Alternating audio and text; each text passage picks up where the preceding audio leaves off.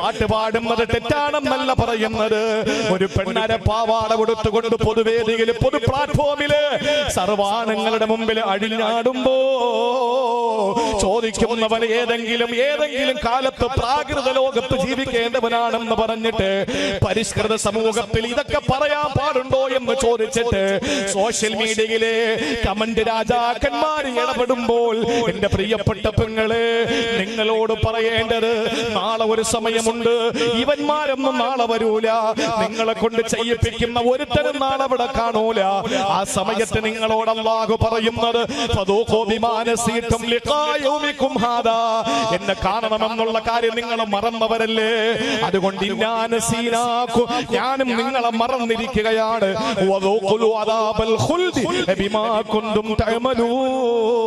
നിങ്ങൾ ചെയ്തതിനല്ല, നിങ്ങൾ ശാശ്വതമായി അനുഭവിച്ചോടാ.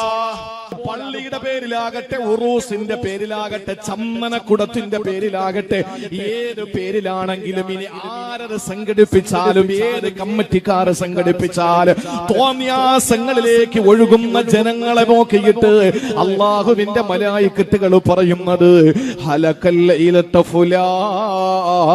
ഇന്നലത്തെ രാത്രിയിൽ അവനെ നശിച്ചിരിക്കുകയാണ്, അവൻ നശിച്ചിരിക്കുകയാണ് എന്ന് മലായിക്കത്തുകൾ പറയുമെന്ന് അബൂ ഹുറൈറ തങ്ങൾ റിപ്പോർട്ട് ചെയ്യുന്ന ഹദീസിൽ നബി മുഹമ്മദ് മുസ്തഫ സല്ലല്ലാഹു അലൈഹി വസല്ലമ തങ്ങൾ പറയാൻ.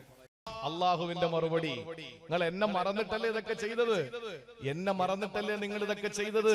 എന്റെ പ്രിയപ്പെട്ട സഹോദരങ്ങളെ, എന്തെങ്കിലും തെറ്റ് കാണുമ്പോ, ഏതെങ്കിലും ഉസ്താദുമാര് എതിർക്കുമ്പോ, പ്രഭാഷണം പറയുമ്പോ അവർക്കെതിരെ കുതിര കയറാൻ വരുന്ന ഒരു സമൂഹത്തിന്റെ മുമ്പിൽ നിന്നുകൊണ്ട് നമുക്ക് പറയാൻ കഴിയുന്നത് ഒറ്റ കാര്യമാണ്: നാളെ അള്ളാഹുവിന്റെ കോടതിയിൽ നിന്നൊരു മറുപടിയുണ്ട്. എന്താണെന്നറിയോ? എടാ, നീ എന്നെ മറന്നിട്ടല്ലേ അതൊക്കെ ചെയ്തത്? ഞാൻ ഒരു കാര്യം തുറന്നു പറയാം, നിങ്ങൾക്ക് ഇഷ്ടപ്പെട്ടാലും ഇഷ്ടപ്പെട്ടില്ലെങ്കിലും. ഞാൻ ഒരു കാര്യം തുറന്നു പറയാൻ, നിങ്ങൾ ഇഷ്ടപ്പെടണം എന്നാണ് എന്റെ ആഗ്രഹം. ഇഷ്ടപ്പെട്ടില്ലെങ്കിലും എനിക്ക് വേറെ പ്രശ്നങ്ങളൊന്നുമില്ല. നിങ്ങൾക്ക് ഇഷ്ടപ്പെട്ടാലും ഇല്ലെങ്കിലും എനിക്കത് പ്രശ്നമല്ല. ഒരുപാട് മാറി നമ്മുടെ മുസ്ലിം സഹോദരിമാർ.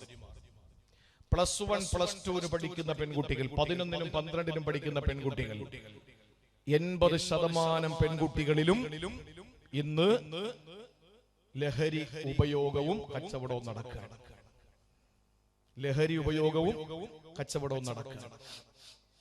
കോഴിക്കോട് 2 ദിവസത്തെ പരിപാടിക്ക് പോയപ്പോ ഒന്നാമത്തെ ദിവസം കഴിഞ്ഞ് 2ാമത്തെ ദിവസത്തിൽ വെറുതെ ഇരുന്ന് മൂഡ് ഔട്ട് ആവണ്ടെന്ന് പറഞ്ഞിട്ട് ഒരു സംഘാടകൻ എന്നോട് പറഞ്ഞു, നമുക്കൊന്ന് ബീച്ചിൽ പോയാലോ എന്ന് ചോദിച്ചു. നട്ടുച്ച നേരമാണ്, 11:30 മണിയായെന്ന് തോന്നുന്നു.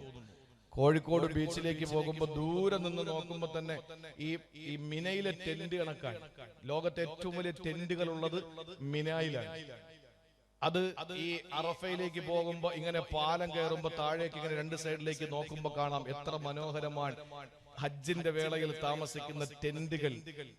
ലോകത്തെ ഏറ്റവും കൂടുതൽ ടെന്റുകളുള്ള, ഹൈമകളുള്ള, തമ്പുകളുള്ളത് സൗദി അറേബ്യയിലാണ്, മിനയിലാണ്. അതിങ്ങനെ നല്ല രസമാണ് കാണാൻ. അതുപോലെ നമ്മളിങ്ങനെ ഈ ബീച്ചിലേക്ക് ഇങ്ങനെ പോയിക്കൊണ്ടിരിക്കുമ്പോ ഒരു സൈഡ് മുതൽ അങ്ങേറ്റം വരെ കുടകൾ കമിഴ്ത്തി വെച്ചിരിക്കുന്നു. അപ്പൊ ഞാൻ ചോദിച്ചു, എന്താണ് ഇതിന്റെ പിന്നിൽ? അപ്പൊ എന്നോട് പറഞ്ഞു, ഉസ്താദ് നമുക്ക് തൽക്കാലം അങ്ങോട്ട് പോണ്ട, ആ കൊടയുടെ അടിയിൽ ഓരോരുത്തരുണ്ട്. കൊടയുടെ അടിയിൽ ഓരോ, ഈ ഫേസ്ബുക്കും ഒന്നും ഇല്ലാത്ത ഉപ്പാപ്പമാരെ ഇതെല്ലാം അറിയുന്നുണ്ടോ നിങ്ങള്? ഈ ലോകത്ത് നടക്കണ വല്ലതും അറിയുന്നോ? കൊടയുടെ അടിയിലാണ് ഒരു പെണ്ണുണ്ട്.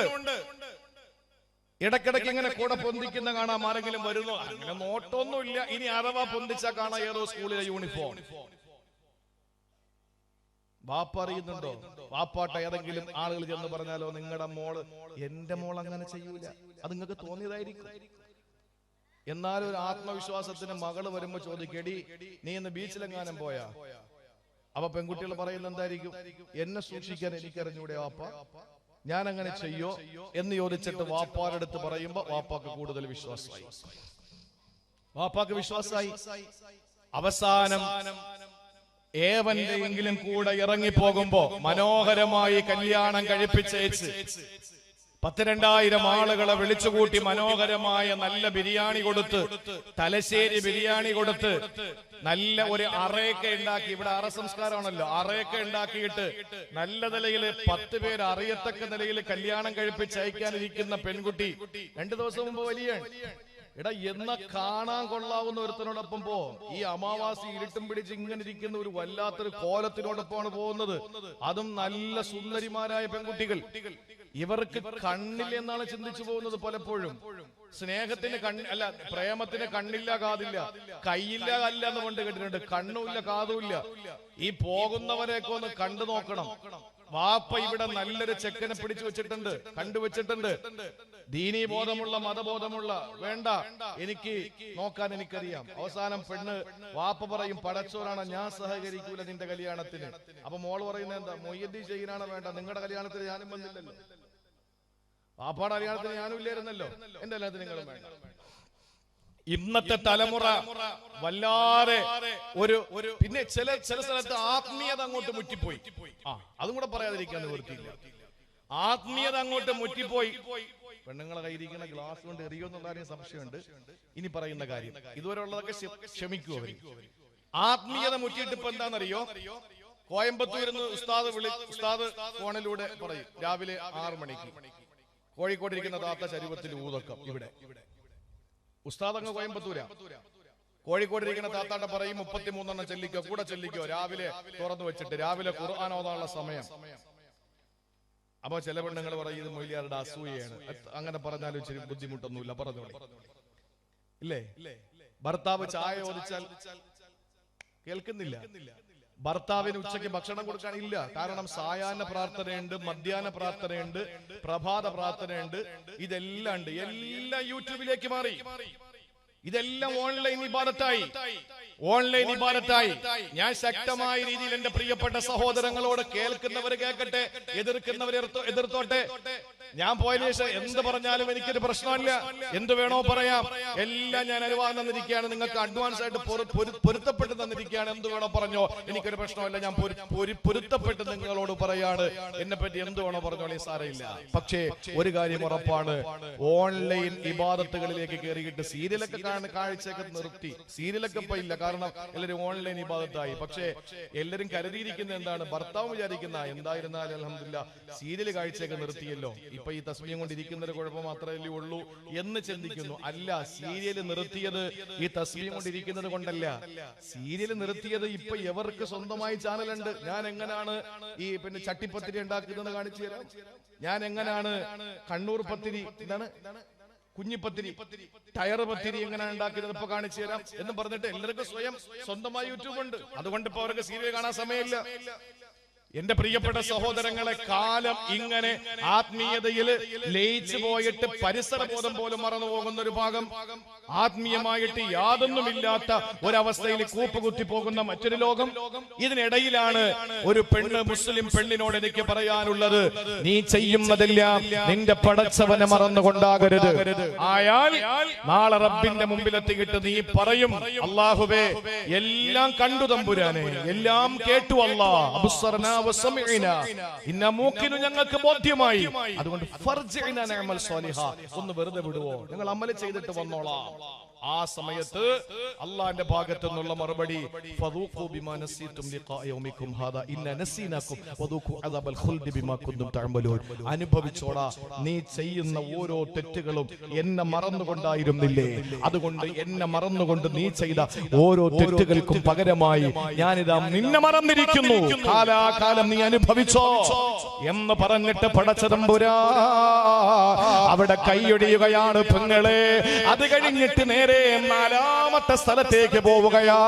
എവിടെയാണ് 4ാമത്തെ സ്ഥലം എന്നറിയോ? അള്ളാന്റെ പരിശുദ്ധമായ ഖുർആൻ പറയുകയാണ്, സൂറത്തുൽ അൻആം എടുത്ത് നോക്കണേ. അള്ളാ പറയുകയാണ്, നരകത്തിന്റെ മുന്നിൽ നിന്നെ കൊണ്ടു നിർത്തി, അള്ളാന്റെ ഭീകരമായ നരകത്തിന്റെ മുന്നിലേക്ക് നിന്നെ കൊണ്ടു നിർത്തുകയാണ്. ആ സമയത്താണ് സമയത്തിന്റെ മൂല്യം തിരിച്ചറിയുന്നത്. ആ സമയത്താണ് ദുനിയാവിൽ നീ ഒന്ന് വന്നിരുന്നെങ്കിൽ എന്ന് കൊതിക്കുന്നത്. വലൗ തറാ ഇത് വഖിഫു അലന്നാർ ഫഖാലൂ യാ ലൈതനാ നുറദ്ദു വലാ നുകദ്ദിബ ബിആയാതി റബ്ബിനാ വനകൂന മിനൽ മുഅ്മിനീൻ. അല്ലാഹു പറയുകയാണ്, നരകത്തിന്റെ മുന്നിൽ നിന്നെ കൊണ്ടു നിർത്തുകയാ. ഏത് നരകമാണ് പെങ്ങളെ? ഏത് നരകമാണ്? നിങ്ങൾക്കറിയുമോ നരകത്തിന്റെ വ്യാപ്തി എന്താണെന്ന്? നരകത്തിൽ കിടക്കുന്ന ഒരു മനുഷ്യന്റെ കഥ പറഞ്ഞു തരാം. ഒരു മനുഷ്യന്റെ കഥ, പായസത്തിൽ വീണു പോകരുത്, ഇങ്ങോട്ട് കേട്ടോ. ഒരു മനുഷ്യന്റെ അവസ്ഥ നോക്ക്. നരകാവകാശിയായ ഒരാളുടെ കഥ എടുക്ക്. അയാളുടെ ഒരു പല്ലിന്റെ വലിപ്പം എത്രയെന്നറിയോ? എത്രയാണ് ഒരു പല്ലിന്റെ വലിപ്പം? ആദരവായ പ്രവാചകൻ നബി മുഹമ്മദ് മുസ്തഫ സല്ലല്ലാഹു അലൈഹി വസല്ലമ തങ്ങൾ പറഞ്ഞു, ഉഹുദ് മലയുടെ വലിപ്പമാണ് ഒരു പല്ലിന്. ഉഹുദ് മലയുടെ വലിപ്പമാണ് ഒരു പല്ലിന്. അപ്പൊ എത്ര പല്ലുണ്ട് മനുഷ്യന്?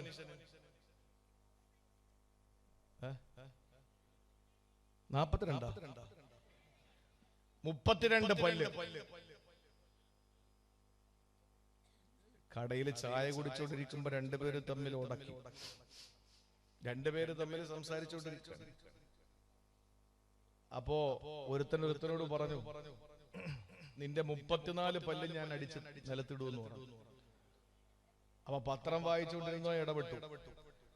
അതിന് 32 പല്ലല്ലേ ഉള്ളൂ. അപ്പോഴാണ് ഇവൻ പറഞ്ഞത്, നീ ഇതിൽ ഇടപെടുമെന്ന് എനിക്കറിയാം, നിന്റെ 2 പല്ല് കൂടെ കൂട്ടിയാ പറഞ്ഞു. മനുഷ്യന് 32 പല്ലേ ഉള്ളൂ. ഈ 32 പല്ലിന്റെ സ്ഥാനം ഒന്ന് ആലോചിച്ച് നോക്കി. ഒരു പല്ലും അണപ്പല്ല് മാത്രം ഉഹുദ് മലയുടെ വലിപ്പം. അള്ളാന്റെ ഹബീബ് പഠിപ്പിച്ചതാണ് സല്ലല്ലാഹു അലൈഹി വസല്ലം. ഇത് നിരീശ്വരവാദികൾക്ക് തിരിയില്ല. ഒരു പല്ലിന്റെ വലിപ്പം ഇത്രയുമാണെങ്കിൽ 32 പല്ലിന്റെ വലിപ്പം എത്ര? തീരുന്നില്ല. ഒരു ഷോൾഡറിൽ നിന്നും അടുത്ത ഷോൾഡറിലേക്കുള്ള ദൂരം അള്ളാന്റെ ഹബീബ് പറയുകയാണ്, ഒരു മനുഷ്യന്റെ ഒരു ഷോൾഡറിൽ നിന്നും അടുത്ത ഷോൾഡറിലേക്കുള്ള ദൂരം 3 ദിവസത്തെ വഴി ദൂരമാണ്. 3 ദിവസത്തെ വഴി ദൂരമാണ്. കറാക്കിബിൽ മുസ്രിഈ, അതിവേഗം പോകുന്നവന്റെ, അതിവേഗം ഓടുന്നവൻ 3 ദിവസം എവിടെ എത്തും? അത്രയും ദൂരമുണ്ട് ഒരു ഷോൾഡർ അടുത്ത ഷോൾഡറിലേക്കുള്ള ദൂരം. അപ്പൊ ഒന്ന് ആലോചിച്ച് നോക്കിയ നരകത്തിന്റെ അവസ്ഥ എന്താണെന്ന്. ഇത്രയും നമ്മൾ അതിനകത്ത് കിടന്ന് അനുഭവിക്കണ്ടേ? ആ നരകത്തിന്റെ മുമ്പിൽ നമ്മൾ അങ്ങോട്ട് കൊണ്ട് നിർത്തും. അള്ളാഹു കാത്തുരക്ഷിക്കട്ടെ, അള്ളാഹു കാത്തുരക്ഷിക്കട്ടെ. അപ്പോഴാണ് സ്വർഗത്തിന്റെ അഹിലുകാരെ അടുത്തുകൂടി ഇങ്ങനെ കൊണ്ടുപോകുന്നത് നമ്മൾ കാണും. ഹദീസിൽ കാണാം, നരകാവകാശികളെല്ലാം ഇങ്ങനെ നിർത്തിയിരിക്കാൻ, അതിനെ അടുത്തുകൂടി സ്വർഗാവകാശികളെ ഇങ്ങനെ കൊണ്ടുപോകുമ്പോ നരകാവകാശികളായ ഒരുത്തൻ സ്വർഗാവകാശിയായ ഒരുത്തന്റെ കയ്യിൽ കയറി അങ്ങ് പിടിക്കും. എന്നിട്ട് ചോദിക്കും, അമ്മ തൈരിഫുനി, നിനക്ക് എന്നെ അറിയോന്ന് ചോദിക്കും. മന്നന്ത, നീ ആരാ? അവൻ പറയും, ഞാൻ നിനക്ക് ഒരു ഗ്ലാസ് ചായ വാങ്ങി തന്ന ഓർക്കുന്നുണ്ടോ? ഞാൻ നിനക്ക് ഒരു ഗ്ലാസ് വെള്ളം തന്നത് ഓർക്കുന്നുണ്ടോ? ആ സമയത്ത് സ്വർഗാവകാശിയായ മനുഷ്യൻ പറയും, ഓർക്കുന്നുണ്ട്. നരകാവകാശി പറയും, എന്നെ ഒന്ന് രക്ഷപ്പെടുത്തുമോ? അള്ളാഹുവിനോട് പറഞ്ഞിട്ട് അഷ്റഫുൽ ഖൽഖ് സല്ലല്ലാഹു അലൈഹി വസല്ലം പറയുന്നു, ഭൂമിയിൽ ഒരു ചായ വാങ്ങി കൊടുത്തത്, ഒരു ഗ്ലാസ് വെള്ളം കൊടുത്തതിന് പകരമായി അല്ലാഹു തആല ആ നരകാവകാശിക്ക് സ്വർഗം കൊടുക്കുമെന്ന് നബി മുഹമ്മദ് മുസ്തഫ. അതാണ് ദാനധർമ്മത്തിന്റെ മഹത്വം, അതാണ് സദഖയുടെ മഹത്വം. നരകാവകാശികളെ കൊണ്ടുവന്ന് നരകത്തിന്റെ മുമ്പിൽ നിർത്തിയിരിക്കുമ്പോ മനുഷ്യൻ സമയത്തിന്റെ വില തിരിച്ചറിയും. എന്താ ഇവൻ പറയുന്നതെന്നറിയോ? അല്ലാഹുവേ യാ ലൈതനാ നുറദ്ദു, ഞങ്ങളൊന്നും മടങ്ങിപ്പോയിരുന്നെങ്കിൽ, പടച്ചവരെ ഞങ്ങളെ ഒന്നും മടക്കി വിട്ടിരുന്നെങ്കിൽ, ഞങ്ങളൊന്ന് തിരിച്ചു വരുമ്പോൾ വിശ്വാസത്തോടെ അമലുകളുമായിട്ട് വരാമായിരുന്നല്ലോ അല്ലാ. ആ സമയത്ത് പടച്ചോന്റെ മറുപടി വരികയാണ്, ബൽ ബദാലഹും മാ കാനൂ യഖ്ഫൂന മിൻ ഖബലു വലൗ റുദ്ദൂ ലഅദൂ ലിമാ നഹൂ അൻഹു വഇന്നഹും ലകാദിബൂൻ. സൂറത്തുൽ അൻആമിലൂടെ പടച്ചവൻ പരിചയപ്പെടുത്തുകയാ ഈ മനുഷ്യനോട് അല്ലാഹുവിന്റെ മറുപടി, വലൗ റുദ്ദൂ ലഅദൂ ലിമാ നഹൂ അൻഹു വലൗ റുദ്ദൂ ലഅദൂ ലിമാ നഹൂ അൻഹു. യവനെ തിരിച്ചു വിട്ടാലും യവന്റെ അവസ്ഥ പഴയത് തന്നെയാണ്. ഇവരെ തിരിച്ചു വിട്ടാലും അവസ്ഥ പഴയത് തന്നെയാണ്, ഒരു മാറ്റം ഉണ്ടാവൂല. ഇവൻ പച്ചക്കള്ളമാ പറയുന്നത്. അള്ളാഹുവിന്റെ ഭാഗത്ത് നിന്ന് ശക്തമായ മറുപടി. നാലാമത് നമ്മൾ തിരിച്ചറിയുന്നത് അവിടെയാ, നരകത്തിന്റെ മുന്നിലെത്തപ്പെടുമ്പോ അള്ളാഹു നരകത്തിന്റെ ഭീകരത തൊട്ട് നമ്മളെ കാത്തുരക്ഷിക്കുമാറാവട്ടെ. നരകത്തെ പറ്റി ഓർത്തോർത്ത് കരഞ്ഞ് കരഞ്ഞ് സയ്യിദുനാ ഉമർ ഇബ്നുൽ ഖത്താബ് റളിയല്ലാഹു അൻഹുവിന്റെ കവിൾ തടത്തിൽ 2 ചാല് പോലെയായി എന്നാണ്. ഖബറിനെ നരകത്തെ പറ്റി ഓർത്തോർത്ത് ഉമർ ഇബ്നുൽ ഖത്താബ് തങ്ങളുടെ കവിൾ തടത്തിൽ 2 ചാല് വീണു. കരഞ്ഞ് കരഞ്ഞ് കരഞ്ഞിട്ട് എന്താണ് നരകത്തിന്റെ ഭീകരത എന്നവർക്കറിയാം. കാരണം അവർ 2 കാതുകൾ കൂർപ്പിച്ചു വെച്ചത് അഷ്റഫുൽ ഖൽഖിന്റെ റിസാലത്തിന്റെ പൊൻചമ്പകപ്പൂ ചുണ്ടിലാണ്. അവിടെ 2 കണ്ണുകൾ ഉടക്കിയത് തിരുനബി സല്ലല്ലാഹു അലൈഹി വസല്ലമയുടെ പടച്ചവനെ കണ്ട, ജിബ്രീലിനെ കണ്ട, സ്വർഗം കണ്ട ആ 2 കണ്ണുകളിലാണ് കണക്ട്. അതുകൊണ്ട് തന്നെ അവരുടെ ജീവിതത്തിൽ അവർ എല്ലാം തൊട്ടറിഞ്ഞവരാണ്, അനുഭവിച്ചറിഞ്ഞവരാണ്. അവർക്ക് അതുകൊണ്ട് തന്നെ നരകത്തെ പേടിയായിരുന്നു, നരകത്തിന്റെ ഭീകരത നന്നായിട്ട് മനസ്സിലാക്കിയവരാണ്. അള്ളാഹു നമുക്ക് ബോധം തരട്ടെ, മനസ്സിലാക്കാനുള്ള ഭാഗ്യം അള്ളാഹു തരട്ടെ. സമയം ഒരുപാട് വൈകുന്നു. ഞാൻ ഇനി ഒരു കാര്യം കൂടി പറയാനുണ്ട്. കൂട്ടത്തിൽ ഞാൻ ഒന്നുകൂടി ഉണർത്തട്ടെ. സമയത്തിന്റെ മൂല്യം തിരിച്ചറിയുന്ന 5 സ്ഥലങ്ങളാണ് ഖുർആൻ പരിചയപ്പെടുത്തിയത്. അതിൽ ഒന്ന്, മരിക്കുന്ന സമയത്ത് റൂഹ് പിടിക്കാൻ വേണ്ടി അടുത്തെത്തുന്ന മലക്കിനോട് ഒരു നിമിഷം കൂടി നമ്മൾ ചോദിക്കും. മലക്കിന്റെ മറുപടി എല്ലാവരും ഇങ്ങനെ തന്നാടാ പറയുന്നത്, നിനക്കിനി ഒരു അല്പം പോലും പിന്തിപ്പിക്കൂല എന്ന് പറയും. രണ്ടാമത് നമ്മൾ ഉയർത്തെഴുന്നേൽപ്പിന്റെ സമയത്താണ്. ആ ഉയർത്തെഴുന്നേൽപ്പിന്റെ സമയത്ത് നമ്മൾ പറയും, പടച്ചോനെ ഒന്നുകൂടി ഞങ്ങളെ മടക്കി വിട്ടാൽ ഞങ്ങൾ വല്ലതുമൊക്കെ ചെയ്തിട്ട് വരാം. ആ സമയത്ത് പടച്ചോന്റെ മറുപടി എന്താണ്? അള്ളാന്റെ മറുപടി, ഇങ്ങനൊരു ദിവസം ഉണ്ട് എന്ന് നീ ചിന്തിച്ചിരുന്നില്ലല്ലോ, ഇങ്ങനൊരു ദിവസം ഇല്ലാന്നല്ലേ നീ വാദിച്ചിരുന്നത്, ഇപ്പൊ എന്തേ നിനക്ക് ബോധ്യം വന്നോ എന്ന് ചോദിച്ച് കളിയാക്കുക. മൂന്നാമത് പടച്ചോന്റെ മുമ്പിലെത്തി നിർത്തുന്ന സമയമാണ്. അള്ളാന്റെ മുമ്പിൽ നിർത്തുമ്പോ നമ്മൾ ചോദിക്കും, പടച്ചോനെ തലകുമ്പിട്ടുകൊണ്ട്, റബ്ബേ ഞങ്ങളെ ഒന്നുകൂടി മടക്കി വിടുവോ, ഞങ്ങൾ നന്നായിട്ട് വരാം. ആ സമയത്ത് പടച്ചോന്റെ മറുപടി, നിങ്ങൾ എന്നെ മറന്നിട്ട്, എന്നെ കാണുമെന്നുള്ള കാര്യം മറന്നിട്ട് എന്തെല്ലാം നിങ്ങൾ ചെയ്തു കൂട്ടി, ഇപ്പൊ നിങ്ങൾക്ക് ബോധ്യം വന്നോ, അനുഭവിച്ചോടാ നിങ്ങൾ ശാശ്വതമായിട്ട് ശിക്ഷ. നാലാമതായി നരകത്തിന്റെ മുമ്പിലേക്ക് നമ്മളെ കൊണ്ടുവെക്കും. ആ സമയത്ത് നരകത്തിന്റെ ആർത്തിരമ്പൽ നമ്മൾ കാണുമ്പോ നമ്മൾ പറയും, പടച്ചോനെ ഞങ്ങൾക്കൊന്ന് മടങ്ങിപ്പോകാൻ പെർമിഷൻ തരണം, എങ്കിൽ ഞങ്ങൾ നന്നായിട്ട് വരാം. അല്ല പറയും, യൗമാരെ കള്ളന്മാരാ, യൗമാരെ മടക്കി വിട്ടാലും അവസ്ഥ പഴയതുപോലെ തന്നെയാണ് എന്ന് പറഞ്ഞിട്ട് അള്ളാഹു നമ്മളെ ആക്ഷേപിച്ച് നമ്മുടെ ആഗ്രഹത്തിൽ അള്ളാഹു തആല തിരശ്ശീലയിടുന്നു. ഏറ്റവും ഒടുവിൽ ഒരു വിഭാഗം ആളുകൾ ഫരീഖുൻ ഫിൽ ജന്ന വഫരീഖുൻ ഫിസ്സഈർ. ഒരു വിഭാഗം നരകത്തിലും ഒരു വിഭാഗം സ്വർഗത്തിലേക്ക് പോകുമല്ലോ. ആ സമയത്ത് നരകത്തിൽ പോകുന്ന ഒരു വിഭാഗമുണ്ട്. ആ നരകത്തിൽ പോകാൻ കള്ള് കുടിക്കണമെന്ന് വേണ്ട പ്രിയപ്പെട്ടവരെ. നരകത്തിൽ പോകാൻ കള്ള് തന്നെ കുടിക്കണമെന്നില്ല, നരകത്തിൽ പോകാൻ സിനിമ തന്നെ കാണണമെന്നില്ല, നരകത്തിൽ പോകാൻ നിസ്കാരം ഉപേക്ഷിക്കണമെന്നില്ല, നരകത്തിൽ പോകാൻ വീട്ടില് ഇങ്ങോട്ട് ശ്രദ്ധിച്ചോ, ഈ മോനെ തീർന്നില്ലടാ പായസം, ഈ ലോകത്തെ അല്ല കഴിഞ്ഞ പെട്ടെന്ന് ഇതൊരു ഡിസ്റ്റർബാണ്. നിങ്ങൾ ഇങ്ങോട്ട് ശ്രദ്ധിക്കും, എല്ലാരും നന്നായിട്ട് കേട്ടോണ്ടിരുന്നതാണ്. പിന്നെ എന്നെ നോക്കും, പായസത്തിൽ പായസമല്ലേ, പായസമല്ലേ, വെള്ളം, ഏതായാലും നോക്കുന്ന വെള്ളത്തില്. ഇത് പണ്ടാല ജനക്ക് കൊട്ട് മുഴുവനും ചെണ്ടയ്ക്കും തൊട്ടുമാരാർക്കും. പ്രസംഗിക്കുന്നതെല്ലാം ഞാൻ, കുടിക്കുന്നതൊക്കെ നിങ്ങൾ കേട്ടോണ്ടിരിക്കുന്നു. ഞാൻ പിന്നെ വെള്ളം കുടിക്കുന്ന രീതിയില്ല. തീർന്നോ? ഇനി ആർക്കെങ്കിലും വേണമെങ്കിലും കൊണ്ട് കൊടുത്തോ, പെട്ടെന്ന് ശ്രദ്ധിച്ചോളി. 5ാമത്തെ സന്ദർഭമാണ് അള്ളാഹുവിന്റെ ഖുർആൻ പറയാൻ. അള്ളാഹുവിന്റെ ഖുർആൻ പറയുന്ന 5ാമത്തെ സന്ദർഭം, നരകത്തിൽ പോകുന്നതിന് പലിശ വാങ്ങണമെന്നില്ല. നമ്മൾ കരുതുന്നത് എന്താ? പലിശ വാങ്ങി എല്ലാ ആളുകളെയും പറ്റിച്ച് വെട്ടിച്ച് തട്ടിച്ച് ജീവിക്കുന്ന ചില ആളുകൾ. അവൻ കള്ളുകുടിയനാണ്, അവന്റെ ഭാര്യ തുണി തൊടില്ല, അവന്റെ മക്കളൊക്കെ സിനിമാ കോട്ടയിലാണ്, അയാളാണെങ്കിലും ഒരു ദിവസം പള്ളിയിൽ വന്നിട്ടില്ല, പെരുന്നാളിന് പോലും പള്ളിയിൽ കയറില്ല. അങ്ങനെയുള്ള ആളുകളൊക്കെ നമ്മൾ നോക്കിയിട്ട് എന്താ പറയുന്നത്? അവൻ നരകത്തിലാണ്. എന്നാൽ നരകത്തിൽ പോകാൻ വിശുദ്ധ ഖുർആൻ പറഞ്ഞ ഒരു കാര്യം ഞാൻ പറയട്ടെ. നരകത്തിൽ സിമ്പിൾ ആയിട്ട് കേട്ടോ, അപ്പുറത്തെ വീട്ടിലെ താത്ത നമ്മുടെ വീട്ടിൽ വന്നിട്ട് പറഞ്ഞു, ഇന്ന് എനിക്ക് കോഴിക്കോട് നിന്ന് ബന്ധുക്കൾ വന്ന് ഗസ്റ്റ് ഉണ്ട്, എന്റെ വീട്ടിലെ കുക്കറിൽ 3 കിലോ ഇറച്ചി വേവൂല, അതുകൊണ്ട് നിന്റെ വലിയ കുക്കർ ഒന്ന് തരുവോ എന്ന് ഈ പുല്ലൂപ്പിയിലെ ഒരു താത്തയോട് ചോദിച്ചു. ഇവള് പറഞ്ഞു, ഇല്ല, എന്റേത് ഇപ്പം സാധാരണ പണ്ടത്തെ പോലെ വിസിലൊന്നും കേൾക്കുന്നില്ല, കംപ്ലൈന്റ് ആന്ന് പറഞ്ഞു. ഈ ഒരൊറ്റ കാരണം മതി നരകത്തിൽ പോകാൻ.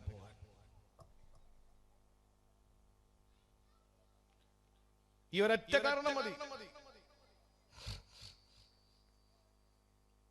യൂണിഫോമിന്റെ ബട്ടൺസ് പൊട്ടിപ്പോയി മകന്റെ. 8:30 മണിക്ക് വണ്ടി വരും. ഓടിപ്പിടച്ചൊരു താത്ത വന്നിട്ട് പറഞ്ഞു, ഒരു സൂചി ഒന്ന് തരുവോ, പെട്ടെന്ന് തച്ചു കൊടുക്കാനാ. കലണ്ടറിൽ ഇങ്ങനെ കൂട്ടി വെച്ചിരിക്കുക. ഇവള് പറഞ്ഞു, സൂചി ഇപ്പൊ ഇല്ല എന്ന് പറഞ്ഞു, ഉണ്ടായിട്ടില്ല എന്ന് പറഞ്ഞു. ആ ഒരൊറ്റ കാരണം കൊണ്ട് നരകത്തിൽ പോകും. എനിക്കറിയാം, ഇപ്പൊ പൊങ്കാല ഇടുകയായിരിക്കും ഈ ലൈവില്. കുറെ അങ്ങനെ ചാർജ് വെച്ചോണ്ട് ഇരിപ്പുണ്ടല്ലോ. അവനെ അങ്ങോട്ട് കുരു പൊട്ടിക്കാനാണ് ഞാൻ ഇത് പറയുന്നത്. പ്രിയപ്പെട്ട സഹോദരങ്ങളെ, ഒരു മഴ പെയ്തു, ഒരു കൊടയും ചൂടി പോവാൻ. അപ്പോഴാണ് ഒരാള് ചോദിച്ചു, ഒരു ലിഫ്റ്റ് തരുവോ? അപ്പൊ അവൻ പറയാണ്, ഇല്ല, ഞാൻ അങ്ങോട്ട് പോകുന്നില്ല. നമ്മള് ബൈക്ക് ഓടിച്ചു പോകുമ്പോ എല്ലാ ആളുകളും പറയുന്ന ഒരു കാര്യമാണ്, ബൈക്ക് ഓടിച്ചു പോകുമ്പോ ചിലന്മാര് ലിഫ്റ്റ് ചോദിക്കും. അപ്പൊ നമ്മൾ പറയുന്നത് ഇങ്ങനെ കാണിക്കും. അപ്പുറം വരെ ഉള്ളൂ എന്നാണ്. അവനും അപ്പുറത്താ പോകേണ്ടത്. എല്ലാത്തിനെയും കയറ്റാനും പറ്റില്ല. ഇവൻ ഹെൽമെറ്റ് ഇല്ലാതെ വലിയ ബാക്കിൽ കയറിയ പൈസ നമ്മൾ അടയ്ക്കണം. അതുകൊണ്ട് എല്ലാത്തിനെയും കയറ്റാനും പറ്റില്ല. ഏതൊരു പാവപ്പെട്ടവന്റെ ബാക്കിൽ ഇതുപോലെ കയറിയിട്ട് പതുക്കെ ബാക്കിൽ നിന്ന് പോക്കറ്റിൽ നിന്ന് പേഴ്സ് ഒന്നും ഇറങ്ങി പോക്കളഞ്ഞു. ഗുരുത്തിനെ വിശ്വസിക്കാൻ പറ്റില്ല, അത് വേറൊരു വിഷയം. പക്ഷെ നമുക്ക് ചെയ്തു കൊടുക്കാൻ പറ്റുന്ന സഹായം നമ്മൾ ചെയ്യാതിരുന്നാൽ നരകത്തിൽ പോകും. പ്രിയപ്പെട്ടവരെ, ഇതെന്റെ വാക്കല്ല, കേട്ടോ. അല്ലാഹുവിന്റെ ഖുർആൻ പറഞ്ഞു, അറഅയ്തല്ലദീ യുകദ്ദിബു ബിദ്ദീൻ ഫദാലികല്ലദീ യദ്ഉൽ യതീം വലാ യഹല്ലു അലാ തുആമിൽ മിസ്കീൻ ഫവൈലുൽ ലിൽ മുസല്ലീൻ. വൈലം നരകം നമസ്കരിക്കുന്നവനാണ്, നാശം നമസ്കരിക്കുന്നവനാണ്. ആരാണ്? ഏറെ നിസ്കാരക്കാരനാണ്. അല്ലദീന ഹും അൻ സലാത്തിഹിം സാഹൂൻ, അശ്രദ്ധനായി നമസ്കരിക്കുന്നവൻ. അല്ലദീന ഹും യുറാഊൻ, ആളുകളെ കാണിക്കാൻ വേണ്ടി നിസ്കരിക്കുന്നവനാണ്. കെട്ടാൻ പോകുന്ന പെണ്ണിന്റെ വാപ്പ അയാള് പള്ളിക്കകത്തുണ്ടെന്നറിഞ്ഞപ്പോ ഞാൻ വലിയ നിസ്കാരക്കാരനാണെന്നറിയ എന്ന് കരുതിയിട്ട് പള്ളിയിൽ കയറി ഒന്ന് നിസ്കരിച്ചോ. അതൊറ്റ കാരണം കൊണ്ട് നിനക്ക് അല്ലാഹു തരുന്നത് വൈലാണ്, നരകമാണ്. അവസാനം അല്ലാഹു പറയുന്നു, വയംനഊനൽ മാഊൻ, തടയുന്ന ആളുകൾ. എന്തായി മാഊൻ എന്നറിയോ? അതിന് മുഫസ്സിരീങ്ങൾ പറഞ്ഞത് സൂചി, സ്പൂണ്, സൂചി, കയറ്, തൊട്ടി, ഇതെല്ലാം തടയുന്ന ആളുകൾ. പരോപകാര സാധനങ്ങൾ. വീട്ടിലേക്ക് വന്നു, ഒരു കിണറിൽ വെള്ളം കിട്ടുന്നില്ല, അതുകൊണ്ട് ഒരു ബക്കറ്റ് വെള്ളം എടുത്തോട്ടെ എന്ന് ചോദിച്ചു. നമ്മൾ പെട്ടെന്ന് ടാപ്പ് ക്ലോസ് ചെയ്തിട്ട് പറഞ്ഞു, വെള്ളമില്ല. വെള്ളം മുടക്കിയാണ്, ചെറിയ കാര്യമല്ല. ഏതോ ഒരു നാട്ടിലെ അഭിസാരികയായ പെണ്ണ് മദീനയിലൂടെ നടന്നു വരുമ്പോ ആ പെണ്ണ് ശരീരം വിട്ട് ജീവിക്കുന്നവളാണ്. ആ പെണ്ണ് നല്ല നടപ്പുള്ള പെണ്ണല്ല. ആ പെണ്ണ് നടന്നു വരുമ്പോഴല്ലേ അയിനുൻ നജസായ തൊട്ടാൽ 7 വെള്ളം കൊണ്ട് കഴുകേണ്ട, അതിലൊരു വട്ടം മണ്ണ് കലപ്പിയ വെള്ളം കൊണ്ട് കഴുകേണ്ട മായ. വീട്ടിന്റെ മുമ്പിൽ നിന്നാൽ വീട്ടിലെ റഹ്മത്തിന്റെ മലക്കെടുക്കാത്ത നായ. അല്ലാഹുവിന്റെ റസൂല് പറഞ്ഞു, ബറക്കത്തില്ലാത്ത ജീവിയാണ് നായ. അല്ലാഹുവിന്റെ റസൂൽ പഠിപ്പിക്കുന്നു, മദീനയിലൂടെ അഭിസാരികയായ വേശ്യാവൃത്തി നടത്തിയ പെണ്ണ്, ആ പെണ്ണ് തന്റെ ശരീരം വിട്ട് ജീവിക്കുന്ന പെണ്ണാണ്. ആ പെണ്ണ് നടന്നു വരുമ്പോ ഒരു നായ നാവ് നീട്ടിയിട്ട് ഓടുകയാണ്, വെള്ളം കിട്ടാറെ. ആ പെണ്ണ് പെട്ടെന്ന് തന്റെ ഷോള് വലിച്ചു കീറി അതൊരു കയറാക്കിയിട്ട് തന്റെ കാലിൽ കിടന്ന ഖുഫ വലിച്ചൂരിയിട്ട് അതൊരു തൊട്ടി ബക്കറ്റാക്കിയിട്ട് കിണറിലേക്ക് ഇറക്കിയ ഇറക്കിയിട്ട് വെള്ളം കോരിയിട്ട് ഐനുന്നജസായ മായയുടെ മാവിലെ കുടിച്ചു കൊടുത്തപ്പോ അതുവരെ ആ പെണ്ണ് ചെയ്ത എല്ലാ വ്യഭിചാരത്തിന്റെ ഭീകരതയ്ക്കും അള്ളാഹു പുറത്തു കൊടുത്തിട്ട് ആ പെണ്ണ് സ്വർഗത്തിന്റെ സുന്ദരമായ പർദീസയിൽ കൈകൊണ്ട് തൊട്ടാ പൊട്ടിച്ചിരിക്കുന്ന മണിവീണ കമ്പികളുടെ നാദം കൊണ്ട് മുഖരിതമായ അള്ളാന്റെ സൽസബീലിന്റെ തസ്നീമിന്റെ കള്ളാറിന്റെ പാലാറിന്റെ തേനാറിന്റെ ആ സ്വർഗത്തിലേക്ക് അള്ളാഹു ആ പെണ്ണിനെ പറഞ്ഞു വിട്ടു എന്ന് ഇന്നേ വരെ തമാശയ്ക്ക് പോലും അസത്യത്തിന്റെ ലാഞ്ചനാധരങ്ങളിൽ നിന്ന് തമാശയ്ക്ക് പോലെ കടന്നു വരാത്ത ആമിനയുടെ പൊന്നുമോനെ, അബ്ദുള്ളയുടെ തങ്കക്കുടമേ, നമ്മുടെ രോമാഞ്ചമേ, നമ്മുടെ വികാരമേ, കണ്ണിലെ കൃഷ്ണമണിയെ, ഹൃദയത്തിന്റെ തുടിപ്പേ, കരളിന്റെ കഷണമേ, നമ്മുടെ സർവസ്വമേ നബി മുഹമ്മദ് മുസ്തഫ സല്ലല്ലാഹു അലൈഹി വസല്ലമ തങ്ങളെ പഠിപ്പിക്കുക മാത്രമല്ല ജീവിതത്തിൽ ഒരുപാട് സുഹൃതം ചെയ്ത പെണ്ണ്, ജീവിതത്തിൽ ഒരുപാട് അമലുകൾ ചെയ്ത പെണ്ണ്. ആ പെണ്ണിന്റെ വീട്ടിലെ പൂച്ചയെ കെട്ടിയിട്ട് വെള്ളം കൊടുക്കാതിരുന്നപ്പോ ആ ഒരു പൂച്ച കാരണം ആ പെണ്ണ് ദഖല പിന്നാർ നരകത്തിലേക്ക് പോയി എന്ന് ശഫീഉൽ വറാ നബിയു സഖലൈ ഇമാമുൽ മുത്തഖീൻ നബി മുഹമ്മദ് മുസ്തഫ. പൂച്ച കാരണം നരകത്തിലും നായ കാരണം സ്വർഗത്തിലും. സ്വർഗത്തിൽ പോയ പെണ്ണ് ശരിയായ പെണ്ണല്ല, നരകത്തിൽ പോയ പെണ്ണ് ഏറ്റവും നല്ല പെണ്ണ്. എവരുടെ ജീവിതത്തിൽ സംഭവിച്ചത്? ഒന്ന് പൂച്ചയ്ക്ക് വെള്ളം കൊടുത്തില്ല, മറ്റത് പട്ടിക്ക് വെള്ളം കൊടുത്തു. നരകത്തിൽ പോകാൻ ശിർക്ക് തന്നെ ചെയ്യണമെന്നില്ല. ആരെങ്കിലും ഒന്ന് എന്തെങ്കിലും ചോദിച്ചാൽ ഒരു സാധനം അങ്ങോട്ട് കൊടുത്താൽ ആ സാധനം ചോദിച്ചാൽ കൊടുക്കാത്ത മനുഷ്യര് എന്തെങ്കിലും ഒരു സഹായം ചോദിച്ച ഓഫീസിൽ നിൽക്കാൻ ആ സമയത്ത് വന്നിട്ട് ചോദിച്ചു, ഒന്ന് സൈൻ ചെയ്യാൻ ഒരു പേന തരുമോ എന്ന് ചോദിച്ചു. നിന്റെ പേന പോക്കറ്റിൽ നിന്ന് നീ എടുക്കാറില്ല, അല്ലെങ്കിൽ നിന്റെ ബാഗിൽ നിന്ന് പേന എടുക്കാറില്ല, എന്നിട്ട് നീ അത് കൊടുക്കാതിരുന്നാൽ ആ ഒരു പെണ്ണ് നിഷേധിച്ചതിന്റെ പേരിൽ നിനക്ക് നാശമുണ്ട്, നീ നരകത്തിലാണ് എന്ന് ആരംഭപ്പൂവായ ഹബീബ് നബി മുഹമ്മദ് മുസ്തഫ വിശുദ്ധ ഖുർആനിന്റെ ആയത്തോതിയിട്ട് സമൂഹത്തെ പഠിപ്പിക്കുകയാണ്. ഇതൊക്കെ പഠിച്ചു വെച്ചിട്ടാണ് ഇപ്പോഴും ആരെന്ത് ചോദിച്ചാലും മിണ്ടാത്തത്. ഉഹദിൽ ഒരിക്കൽ മഹാനായ നബി സല്ലല്ലാഹു അലൈഹി വസല്ലമ തങ്ങൾ രണാങ്കണത്തിൽ രക്തസാക്ഷികളായ പ്രിയപ്പെട്ട സഹാബത്തിനെ കാണാൻ വേണ്ടി ഇങ്ങനെ രണാങ്കണത്തിലേക്ക് ഇറങ്ങാൻ.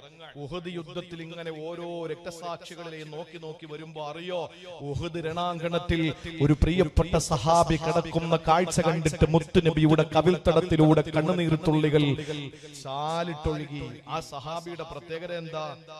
അല്ലാഹുവേ, ആ സഹാബിയുടെ വയറ്റത്ത് കല്ല് വെച്ച് കെട്ടിയിരിക്കുകയാണ് എന്ന് പറഞ്ഞ പട്ടിണി കിടന്നിട്ട് എഴുന്നേറ്റ് നിൽക്കാൻ പറ്റാതെ വന്നപ്പോ ഒരു കല്ലെടുത്ത് വയറ്റിലേക്ക് ചേർത്ത് വെച്ച് കെട്ടി മുറുക്കി കെട്ടിക്കിട്ടി യുദ്ധത്തിന് വന്നു. നമ്മളാണെങ്കിലോ എന്തെങ്കിലും ഒരു പ്രശ്നം ഉണ്ടെങ്കിൽ മതി, നിസ്കാരം തന്നെ ഒഴിവാക്കും. ഇവിടെയൊക്കെ നിക്കാഹ് എത്ര മണിക്കാ കല്യാണം? എത്ര മണിക്കാ സാധാരണ? ഓഡിറ്റോറിയത്തിലല്ലേ? പിന്നെ പള്ളിയില്. പുതിയ എണ്ണ എവിടെ ഇരിക്കും? വീട്ടില്. അപ്പൊ ഇവിടെ പറഞ്ഞിട്ട് കാര്യമില്ല, ഞങ്ങളുടെ നാട്ടിൽ പറഞ്ഞോളാം. ഞങ്ങളവിടെ 10 മണിക്ക് ഇതിനെ പുട്ടിയെ കിട്ടുന്ന നേരെ ഓഡിറ്റോറിയത്തിൽ കൊണ്ടിരുത്തും. പുട്ടി മനസ്സിലായോ? മേക്കപ്പ് ഒക്കെ ചെയ്ത് നേരെ 9-9:30 മണിയാകുമ്പോൾ ഓഡിറ്റോറിയത്തിൽ കൊണ്ടിരുത്തും. 11:30-12 മണിക്കാണ് പുതിയാപ്പള വരുന്നത്. പുതിയാപ്പള പെണ്ണിന്റെ വാപ്പാരെ ഒന്ന് തെണ്ടി വാങ്ങിയ പൈസക്ക് കുറെ വണ്ടിയും വിളിച്ച് ആളുകളെയും കയറ്റി. പെണ്ണിന്റെ വാപ്പ കഷ്ടപ്പെട്ട് കടം വാങ്ങിയും പള്ളിയുടെ മുറ്റത്ത് നിന്ന് തെണ്ടി വാങ്ങിയ പൈസക്ക് ഉണ്ടാക്കിയ ബിരിയാണി അടിക്കാൻ വേണ്ടിയിട്ട് വരും കുറെ കൂട്ടുകാരുമായിട്ട്. അങ്ങനെ വന്ന് 12:30 മണിക്ക് നിക്കാഹ് പള്ളിയിൽ വെച്ച്. ചിലപ്പോ അങ്ങനെ നടന്നു പോയാൽ, സംഭവിച്ചു പോയാൽ അങ്ങനെ, ഇല്ലെങ്കിൽ നേരെ ഓഡിറ്റോറിയത്തിൽ. ഈ നിക്കാഹൊക്കെ കഴിഞ്ഞ് റെഡിയായി റാഹത്തായി. ഇത് പിന്നെ അവരുടെ ചില കാര്യങ്ങളൊക്കെ ഉണ്ടല്ലോ, പള്ളിയിലെ ഉസ്താദ് വന്ന് ഇതൊക്കെ നടത്തിയിട്ട് പോയാലും പിന്നെ അവരുടെ ഈ ചട്ടിയിൽ ആഹാരം കൊടുക്കുക, അറബാനയിൽ കൊണ്ടുവരിക, ചോറിൽ വെള്ളം കോരി ഒഴിക്കുക, വെള്ളത്തിൽ ചോറെടുത്തിടുക, ഇങ്ങനെയുള്ള പരിപാടികളൊക്കെ ഉണ്ടല്ലോ. അപ്പൊ അതൊക്കെ കഴിഞ്ഞിട്ട് നേരെ ഇതൊക്കെ സമുദായത്തിന്റെ ആളുകളെ കൂടുതൽ ചെയ്യുന്നത്. ഹൈന്ദവ സഹോദരങ്ങളുടെ കല്യാണം കണ്ടുപഠിക്കും. ഹൈന്ദവ സഹോദരങ്ങളുടെ കല്യാണം പോയി കണ്ടുപഠിക്കും. മുസ്ലിം സഹോദരങ്ങൾ ക്രൈസ്തവരുടെ കല്യാണം പോയി കണ്ടുപഠിക്കും. അവർ അമ്പലത്തിൽ വെച്ചും പള്ളിയിൽ വെച്ചുമാണ് അവരുടെ കല്യാണം, മര്യാദയുടെ കല്യാണം. അവർ പിന്നെ ഇച്ചിരി അടിക്കുമായിരിക്കാം. അത് പിന്നെ നമ്മൾ പള്ളിയിലെ ഇമാമും പ്രസിഡന്റും ഒഴിച്ച് ബാക്കി എല്ലാവരും അടിക്കുന്നവരാ. സെക്രട്ടറി ഒഴിച്ച് കേട്ടാ, ബാക്കി എല്ലാവരും അടിക്കുന്നവരാ. അത് കല്യാണത്തിന് തലേന്നാണെന്നേ ഉള്ളൂ.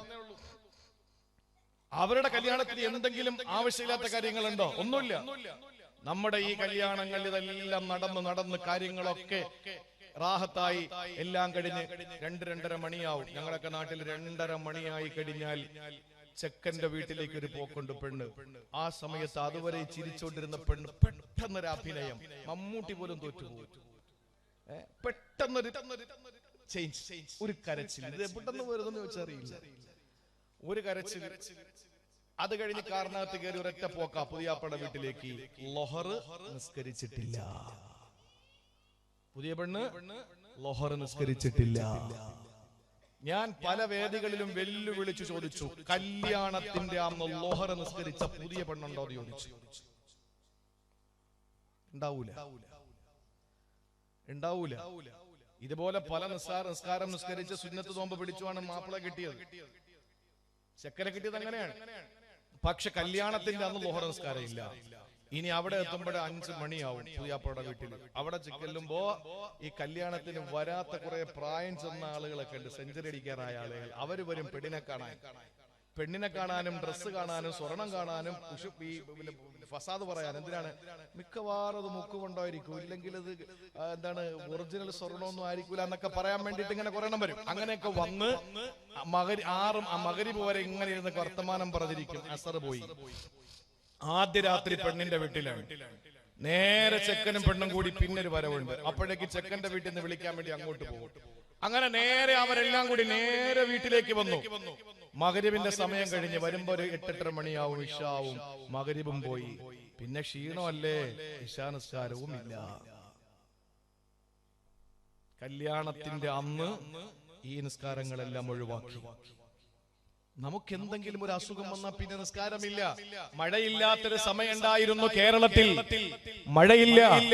അന്ന് മലപ്പുറത്തെ ഹൈസ്കൂൾ ഗ്രൗണ്ടിൽ പോലും നമസ്കാരത്തിന് പാണക്കാട് സയ്യിദ് ഹൈദരലി ശിഹാബ് തങ്ങൾ നേതൃത്വം കൊടുത്തു കേരളത്തിന്റെ എല്ലാ ജില്ലകളിലും മഴയെ തേടി നിസ്കരിച്ചു. അപ്പോഴാണ് പള്ളിയിൽ ഭയങ്കര ആള്, ദുആയോട് ദുആ. എന്താ കാര്യം? മഴയില്ലല്ലോ, ഇനിയെങ്കിലും നന്നാകണമല്ലോ. മഴ അങ്ങോട്ട് പെരുമഴ പെയ്യാൻ തുടങ്ങി. പിറ്റന്ന് പോലും പള്ളി ശൂന്യം. എന്താണ്? മഴയല്ലേ, പിന്നെങ്ങനെ വരും? അതുവരെയും മഴയില്ലാത്തതുകൊണ്ട് പള്ളിയിൽ, മഴ പെയ്തപ്പോഴും മഴയല്ലേ, പിന്നെങ്ങനെ പള്ളിയിൽ വരും? അതായി ചോദ്യം. നന്ദി കെട്ടൊരു സമൂഹമുണ്ടെങ്കിൽ നമ്മൾ മാത്രമേ ഉള്ളൂ മനുഷ്യ സമൂഹം. പ്രിയപ്പെട്ട സഹോദരങ്ങളെ, നമുക്ക് ചെറിയ എന്തെങ്കിലും ഒരു കാരണം മതി നിസ്കാരം ഒഴിവാക്കാൻ. എന്നാൽ രണാങ്കണത്തിൽ വയറ്റത്തെ കല്ല് വെച്ച് വെട്ടി വന്നത് എന്തിനാണെന്നറിയോ? അത് പരിശുദ്ധമായ ദീനിന്റെ വിജയത്തിന്റെ കൊടി പാറിപ്പിക്കാനാണ്. ആ സഹാബി രക്തസാക്ഷിയായി കിടക്കുന്നത് കണ്ടിട്ട് അല്ലാഹുവിന്റെ ഹബീബിന്റെ കണ്ണുകൾ നിറഞ്ഞു പോവുകയാ. എന്താ കാര്യമെന്നറിയോ? ആ സഹാബിയുടെ വയറ്റിലെ കല്ല് കണ്ടു. ആ സഹാബിയുടെ അടുത്തേക്ക് ഇങ്ങനെ നിൽക്കുമ്പോ അതാ സഹാബിയുടെ പ്രിയപ്പെട്ട ഉമ്മ ഓടി വരികയാ. രണാങ്കണത്തിലേക്ക് ആ ഉമ്മ ഓടി വന്നു. എന്നിട്ട് പാനായ നബി തങ്ങളുടെ മുന്നിൽ വെച്ച് ആ ഉമ്മ നിലത്തങ്ങിരുന്നിട്ട് പൊന്നുമോന്റെ തലയെടുത്ത് മടിയിൽ വെക്കുകയാ. എന്നിട്ട് മുഖത്ത് പറ്റിയ മണലുകൾ ഇങ്ങനെ കൈകൊണ്ട് തുടച്ചു കൊടുത്തിട്ട് ആ ഉമ്മ പറഞ്ഞ വാക്ക്, ഹനിയല്ലകയാ ബുനയ്യൽ ജന്ന. പൊന്നുമോനെ, നിനക്ക് സ്വർഗമുണ്ട്, നീ സന്തോഷിക്കടാ. നീ പട്ടിണി കിടന്നവനാടാ. ഈ ഉമ്മാക്ക് നീ തന്ന ഏറ്റവും വലിയ സമ്മാനം രക്തസാക്ഷിയുടെ ഉമ്മ എന്ന സമ്മാനമാണ് മോനെ. അതുകൊണ്ട് നീ സന്തോഷിക്കടാ, നിനക്ക് സ്വർഗമുണ്ട്. സ്വഹാബിയാണ്, സ്വഹാബിയാണ്, രക്തസാക്ഷിയാണ്, ഉഹദാണ്. നബി തങ്ങളാണ് പറയുന്നത്, ഉമ്മയാണ് വാരിപ്പുണർന്നത്. ഇതെല്ലാം ശരിയാണ്. പക്ഷേ ആ ഉമ്മ പൊന്നുമോനെ നിനക്ക് സ്വർഗമുണ്ടെന്ന് പറഞ്ഞപ്പോ അല്ലാഹുവിന്റെ റസൂലും മകൻ ഉമ്മയോട് ചോദിക്കുന്നു, ഉമ്മ ഈ മോ സ്വർഗത്തിൽ പോകുമെന്ന് നിങ്ങൾക്ക് ഉറപ്പുണ്ടോ? സുബ്ഹാനല്ലാഹ്, സഹാബിയാണ്, ഷഹീദാണ്, ഉമ്മ ഇഷ്ടപ്പെട്ട മോനാണ്, റസൂലുള്ളാഹിന്റെ എപ്പോഴും പ്രിയപ്പെട്ട വാത്സല്യ സഹാബിയാണ്. എല്ലാം ഉണ്ടായിട്ട് ഈ നിബിധങ്ങൾ ചോദിക്കാണ്, ഈ മോൻ സ്വർഗത്തിൽ പോകും നിങ്ങൾക്ക് ഉറപ്പുണ്ടോ? എന്താ റസൂലേ, എന്റെ മോൻ സ്വർഗത്തിലല്ലേ? അല്ലാം നല്ല ഞാൻ പറഞ്ഞത്, ഈ പൊന്നുമോൻ രണ്ട് കാര്യങ്ങൾ ശ്രദ്ധിച്ചിട്ടുണ്ടോ? ഒന്ന്, ആവശ്യമില്ലാതെ സംസാരിച്ചില്ല എന്ന് നിങ്ങൾക്ക് ഉറപ്പുണ്ടോ? ഈ മോൻ ആവശ്യമില്ലാതെ സംസാരിച്ചിട്ടില്ല എന്ന് ഉറപ്പുണ്ടോ? രണ്ട്, ആ അമ്മയോട് ചോദിക്കാൻ, തനിക്ക് ആവശ്യമില്ലാത്തത് മറ്റുള്ളവർക്ക് തടഞ്ഞില്ല എന്ന് നിങ്ങൾക്ക് ഉറപ്പുണ്ടോ? നമുക്കിപ്പോ എന്തെങ്കിലും ഒരാൾക്ക് കൊടുക്കുന്നുണ്ട്, ഒരു പ്രശ്നമില്ല, നമ്മൾ കൊടുത്തില്ല, എന്നാൽ ആ ഒരൊറ്റ കാരണത്തിന്റെ പേരിൽ നാളെ നമുക്ക് സ്വർഗം തടയുമെന്ന് നബി മുഹമ്മദ് മുസ്തഫ. ഈ സഹാബി അങ്ങനത്തെ ആളെന്നല്ല, ആ സഹാബിയെ വെച്ചുകൊണ്ട് ഈ രണ്ട് കാര്യം ചെയ്യുന്നവർക്ക് സ്വർഗം തടയപ്പെടുമെന്ന് റസൂലുള്ളാഹി പഠിപ്പിക്കുകയാണ്. പ്രിയപ്പെട്ട സഹോദരങ്ങളെ, അതുകൊണ്ട് ചെറിയ ഒരു വീഴ്ച മതി നരകത്തിൽ പോകാൻ. അതുകൊണ്ട് നമ്മൾ നരകത്തിലൊന്നും പോകൂല, നമ്മളൊക്കെ ക്ലിയർ ആണെന്ന് ചിന്തിച്ചിരിക്കുന്നവർക്ക് തെറ്റി. നരകത്തിൽ പോകുന്ന പ്രവർത്തനം, മരണം വരെയും സ്വർഗത്തിന്റെ പ്രവൃത്തി ചെയ്തിട്ട് അവസാനം ഒരു സെക്കൻഡ് നരകത്തിന്റെ പ്രവൃത്തി ചെയ്താൽ അവൻ നരകത്തിലാണ് എന്ന് നബി മുഹമ്മദ് മുസ്തഫ. ഏതോ ആകട്ടെ, നരകത്തിലേക്ക് പോയാൽ പ്രിയപ്പെട്ടവരെ, അള്ളാന്റെ ഖുർആൻ പറയുന്നു, അഞ്ചാമതായി സമയത്തിന്റെ വിലയറിയുന്നത് എവിടെയാണ്? വഹും യസ്തരിഖൂന ഫീഹാ റബ്ബനാ ഖുരിജ്നാ നഅമല സാലിഹൻ ഗൈറല്ലദീ കുന്നാ നഅമൽ. അല്ലാഹുവേ, പടച്ചവനെ, നരകത്തിൽ കിടന്ന് വെപ്രാളപ്പെടുകയാ, നിലവിളിക്കുകയാണ്, അഖ്രിജ്നാ നഅമൽ സാലിഹൻ ഗൈറല്ലദീ കുന്നാ നഅമൽ. പടച്ചവനെ, ഞങ്ങൾ ചെയ്യാത്ത നല്ല കാര്യങ്ങൾ ഞങ്ങൾ ചെയ്തിട്ട് വരാമല്ലാ, അതുകൊണ്ട് ഇവിടുന്ന് ഞങ്ങളെ പുറത്തു വിടണേ അല്ലാ. ആ സമയത്ത് അല്ലാഹുവിന്റെ മറുപടി എന്തെന്നറിയോ? 4 സ്ഥലത്തും അല്ലാഹു മറുപടി കൊടുത്തു, 5ാം സ്ഥലത്തും അല്ലാഹു മറുപടി കൊടുക്കുകയാണ്. അവലം നഅമ്മിറകും മാ യതദക്കറു ഫീഹി മൻ തദക്കറ വജാഅകുമുൻ നദീർ. എടോ, അവലം നഅമ്മിറകും മാ യതദക്കറു ഫീഹി മൻ തദക്കറ. ഗുണപാഠം ഉൾക്കൊള്ളുന്നവന് ഗുണപാഠം ഉൾക്കൊള്ളാൻ പറ്റിയ ഒരു പ്രായം നിനക്ക് ഞാൻ ആയുസ്സായി തന്നില്ലേ? വജാഅകുമുൻ നദീർ. എത്ര പ്രസംഗം നീ കേട്ടടാ, എത്ര പ്രഭാഷണം നീ കേട്ടടാ, എത്ര മുന്നറിയിപ്പ് നിന്റെ അടുക്കൽ വന്നു, എന്നിട്ട് നീ നന്നായില്ല. ആയുസ് നിനക്ക് നീട്ടിത്തന്നു. ഈ ഹദീസ്, ഈ ആയത്തിന്റെ തഫ്സീറിൽ പറയുന്ന 60 വയസ്സ് കഴിഞ്ഞാൽ പിന്നെ ഒരു ഉളുതുറും ബോധിപ്പിക്കാൻ പറ്റൂല. 60 വയസ്സ് കഴിഞ്ഞാൽ ഒരു ഉളുതുറും പിന്നെ ബോധിപ്പിക്കാൻ പറ്റൂല. അതിന് മുമ്പാണെങ്കിൽ ഒരു രക്ഷയില്ല, എന്തെങ്കിലും പറഞ്ഞു നിൽക്കാം. 60 വയസ്സ് കഴിഞ്ഞ ഒരാൾക്ക് പടച്ചവനടുത്ത് പിന്നെ ഒരു ഉളുതുറും ഒരു കാരണവും ബോധിപ്പിക്കാൻ കഴിയില്ല. അല്ലാഹു വിടില്ല. ഒരു നിമിഷം പോലും പടച്ചവൻ ആ കാലൊന്നും മാറ്റിച്ചവിട്ടാൻ അനുവദിക്കില്ല. അല്ലാഹു ചോദിക്കും, അവലം നുഅമ്മിറുകും മാ യതദക്കറു ഫീഹി മൻ തദക്കറ. ഉൾക്കൊള്ളാൻ സമയം, ഉൾക്കൊള്ളാനുള്ള ഒരു ആയുസ് നിനക്ക് തന്നു. വജാഅകുമുൻ നദീർ. അതിനിടയിൽ എത്ര പ്രസംഗം നീ കേട്ടു, എന്നിട്ട് നന്നായില്ലല്ലോ. എന്നിട്ട് അല്ലാഹു പറയുന്നു, ഫദൂഖു ഫമാ ലിൽസാലിമീന മിൻ നസീർ. അനുഭവിച്ചോടാ, അനുഭവിച്ചോ. അല്ലാഹുവിന്റെ തഖീദാണ്. അതുകൊണ്ട് പ്രിയപ്പെട്ട സഹോദരങ്ങളെ, 5 സ്ഥലങ്ങളിൽ നമ്മൾ സമയത്തിന്റെ മൂല്യമറിയും. 2024 വിട പറയാൻ നിൽക്കുന്ന ഈ സമയത്ത് എന്റെ പ്രിയപ്പെട്ടവരോട് എനിക്ക് പറയാറുള്ളത്, ആ സമയങ്ങൾ നമ്മൾ വളരെ വ്യക്തമായി നേരത്തെ തന്നെ മനസ്സിലാക്കിയിട്ട് സമയത്തിന്റെ മൂല്യം നമ്മൾ തിരിച്ചറിഞ്ഞുകൊണ്ട് സൽക്കർമ്മങ്ങൾ ചെയ്യണം. വെറുതെ കാലത്തെ കുറ്റം പറയരുത്. നഈബു സമാനനാ വൽ ഐബു ഫീനാ വമാ ലിസമാനിനാ ഐബുൻ സിവാനാ. ഇമാം ഷാഫി തങ്ങളുടെ കവിതയാണ്. നമ്മൾ എന്താ ചെയ്യുന്നത്? നഈബു സമാനനാ വൽ ഐബു ഫീനാ വമാ ലിസമാനിനാ ഐബുൻ സിവാനാ. നമ്മൾ കാലത്തെ മോശം പറയാൻ 2024 ഒട്ടും കൊള്ളില്ല. നമ്മൾ പറയാൻ വൽ ഐബു ഫീനാ, ന്യൂനത നമ്മളിലാണുള്ളത്. വമാ ലിസമാനിനാ ഐബുൻ സിവാനാ. ഈ 2024 ആകെ ഐബെന്ന് പറഞ്ഞാൽ നമ്മളല്ലാതെ വേറൊന്നുമല്ല. അതുകൊണ്ട് കാലത്തെ തെറി വിളിക്കണ്ട, നമുക്കാണ് കുഴപ്പം. ആ കുഴപ്പം എന്താണെന്ന് തിരിച്ചറിഞ്ഞിട്ട് സൽക്കർമ്മങ്ങളിലൂടെ സഞ്ചരിക്കാൻ നമുക്ക് കഴിയണം. അല്ലാഹു അതിന് തൗഫീഖ് നൽകി അനുഗ്രഹിക്കുമാറാവട്ടെ.